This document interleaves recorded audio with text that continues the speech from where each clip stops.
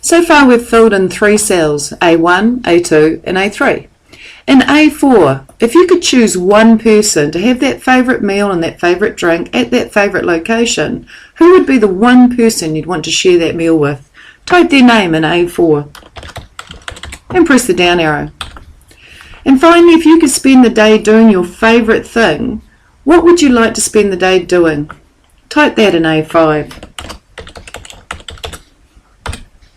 I've added some more information to my file. My file is called Favourites and this appears in the top in the title bar.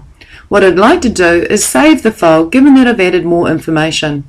Again, I can just hit the Save button on the Quick Access toolbar, or I could press the shortcut key Ctrl S.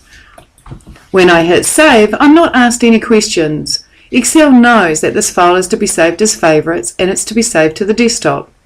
But if I want to save the file with a different name and possibly in a different location, I won't use the Save button, I'll use the Save As button.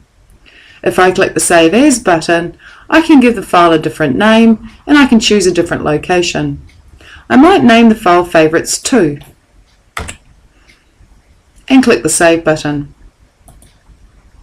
Sometimes though we wish to save a file as a different format. For example, that Save As button on your Quick Access toolbar actually has a drop-down triangle. If you click the drop-down triangle, you're given extra options. There are some people still on the older versions of Excel, and so if I was to save this file as an older version of Excel so that they could open it, I would choose the Excel 97-2003 workbook option. If I click this option, I can save the file as an older version of Excel.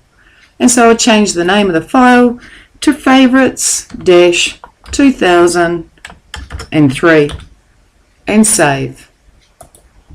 People then using the older version of Excel will be able to open this file. If I wish to save the file as a PDF, I can hit the drop down yet again and choose the option PDF. PDF is a format that enables pretty much anybody to be able to open up the file if you email it to them. So I'm going to choose PDF. This offers to save the file as Favourites-2003 and as a PDF file. And when I click Publish, it will actually open the file to show me that it's worked. So I'm going to hit Publish. Immediately the Excel file opens as a PDF file, which I could then save and send to anybody via email. I'd like to close this. I'm going to hit the big red X in the top right corner and my PDF file is created.